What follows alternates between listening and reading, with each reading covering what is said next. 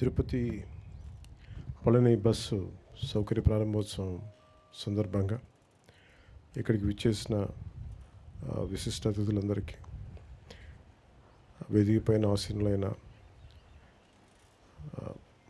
రవాణా యోజన క్రీడా శాఖ మార్చులు శ్రీ మండిపల్లి రామప్రసాద్ రెడ్డి గారికి, ప్రత్యేక అతిథులు civil supplies minister Shri Nadendla Manohar గారికి, ఎమ్మెల్సీ పిడి హరిప్రసాద్ గారికి, ఎమ్మెల్యే ఆర్ఎన్ శ్రీనివాసులు గారికి, చల్లపల్లి శ్రీనివాస్ గారికి, కొనకళ్ళ నారాయణరావు గారికి, ఆంధ్రప్రదేశ్ రాష్ట్ర రోడ్డు రవాణా సంస్థ చైర్మన్, అలాగే former DGP, present commissioner APTTC ex officio VC and MD Shri Dwaraka Tirumalarao గారికి, ఇక్కడికి వచ్చేసిన ప్రతి ఒక్కరికి నా ప్రత్యేక నమస్కారాలు.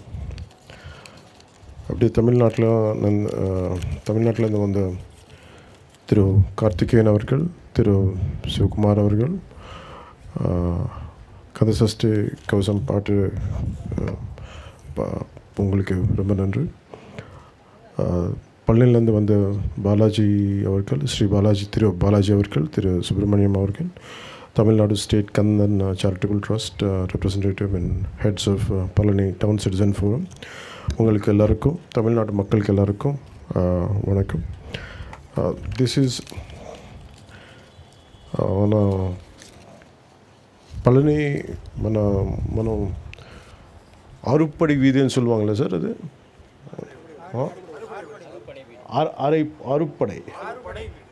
ఆరుపడై వీడు అంటే మనకున్న క్షేత్రాలాగా నా సింహాచలం మన నరసింహస్వామి క్షేత్రాలాగా ఆరుపడై వీడు అనేది మన 6 కుమరన్ మన మురుగన్ స్వామి మురుగన్ ఆలయాలు ఉన్నాయి. సో వాటిలో ప్రత్యేకించి నేను పళని వెళ్ళినప్పుడు అక్కడ నాకు ఒక రిక్వెస్ట్ ఇచ్చారు. నాకు బాలాజీ గారు, సుబ్రహ్మణ్యం గారు, మాకు ఇక్కడ సౌకర్యం లేదు, మాకు చాలా 2-3 బస్సులు మారాల్సి వస్తుంది, మీరు ఎట్లయినా కొంచెం దీన్ని చూడండి అంటే, వెంటనే నేను మన రవాణా శాఖ మార్చులు శ్రీ మరి తెలియజేశాను మన రామప్రసాద్ రెడ్డి గారికి. వెంటనే మన ఆఫీస్ నుంచి మనస్ఫూర్తిగా వెంటనే దాన్ని అంటే చెప్పిన రిక్వెస్ట్, நீங்கள் ரிக்வெஸ்ட் சொன்ன உடனே ஒரு அதுக்கு ஈவினிங் சாங்ஷன் ஆயிடுச்சு. அதுக்கு like to I'm grateful to honorable CM Sri Nara Chandrababu Naidu garu for giving an immediate permission, also to Mandipalli Ramprasad Reddy garu for immediately giving a permission to let it get it operated. అలాగే కొనకళ్ళ నారాయణరావు గారికి కూడా నా ప్రత్యేక ధన్యవాదాలు. ద్వారకా తిరుమలరావు గారికి కూడా ఒక నా ప్రత్యేక ధన్యవాదాలు తెలియజేసుకున్నాను. ఎందుకంటే ఇది చాలాసార్లు అంటే నేను ఈ ట్రైబల్ ఏరియాస్కి వెళ్ళినప్పుడు రోడ్లు ఎలా ఉండవు, చాలా సమస్యల మీద, జనవాణి సమస్యల మీద, కార్యక్రమాల మీద, అంటే ఎవరైనా ఏం కోరుకుంటామంటే ఒక సమస్య చెప్పిన వెంటనే పరిష్కారం తొందరగా వస్తే మనం ఆశిస్తాం. ఒకసారి మనసున్నా కానీ అన్నిసార్లు జరగదు. కానీ ప్రత్యేకించి ఇది మురుగున్న ఆశీస్సులు అనుకుంటాం.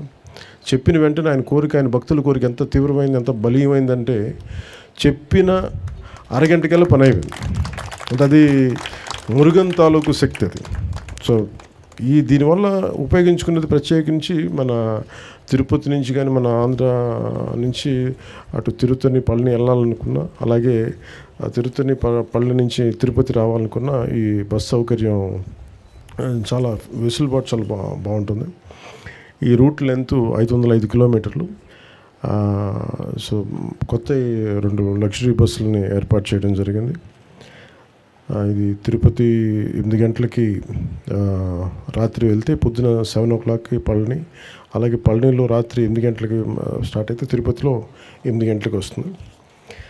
ఇది ప్రత్యేకించి భక్తులకి చాలా సౌకర్యంగా ఉంటుంది. పళని భక్తులు చాలా సంవత్సరాల నుంచి நிறைய வருஷமாக கேட்டுகிட்டே இருக்காங்க.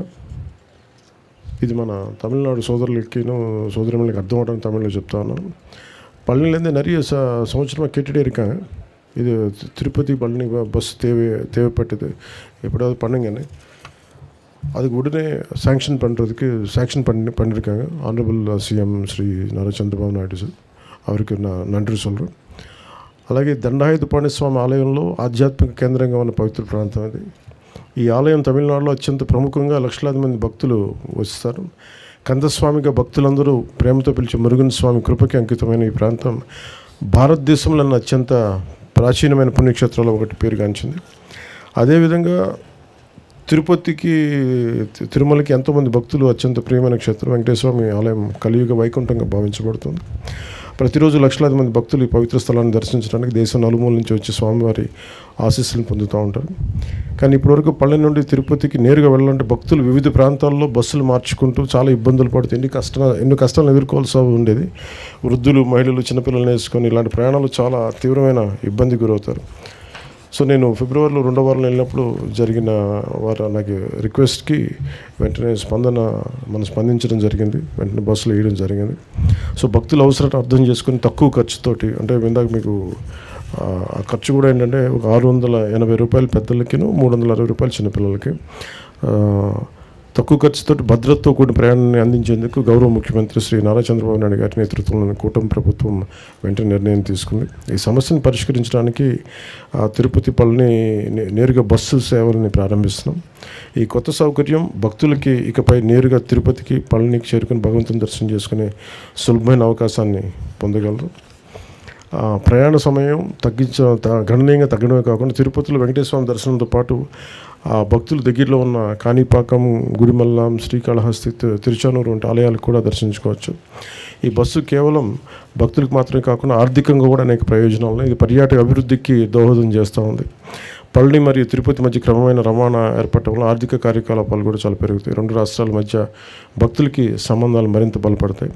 ఈ సేవని విజయవంతం చేయడానికి సహకరించిన రాష్ట్ర రవాణా యోజన మరియు క్రీడా శాఖ మంత్రివర్యులు శ్రీ మండిపల్లి రామప్రసాద్ రెడ్డి గారికి, అలాగే ఆంధ్రప్రదేశ్ మరియు తమిళనాడు రాష్ట్ర రోడ్డు కార్పొరేషన్ అధికారులకు ప్రత్యేక ధన్యవాదాలు తెలియజేసుకుంటూ, గౌరవ ముఖ్యమంత్రి నారా చంద్రబాబు నాయుడు గారికి ప్రత్యేక ధన్యవాదాలు తెలియజేసుకుంటూ సెలవు తీసుకున్నాను. జై హింద్.